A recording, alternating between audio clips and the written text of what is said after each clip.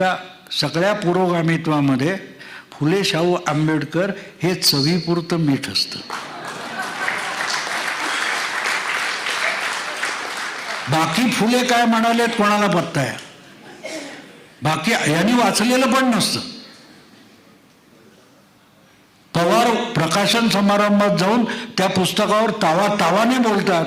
समोरच्याला वाटतं काय पवार साहेबांनी वाचन केलेलं आहे, पण पवार साहेबांनी प्रस्तावना आणि मलपृष्ठ वाचले असं मधलं काहीच वाचलेलं नसतं.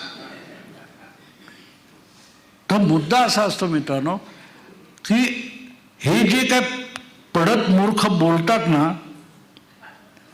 त्यांची गंमत अशी असते की ते चवीपुरतं मीठ असल्यासारखं बोलतात, मध्ये मध्ये टाकत राहायचं आपलं. गोविंदराव पानसरे यांच्या पुस्तकामध्ये फार सुंदर गोष्ट आलेली आहे.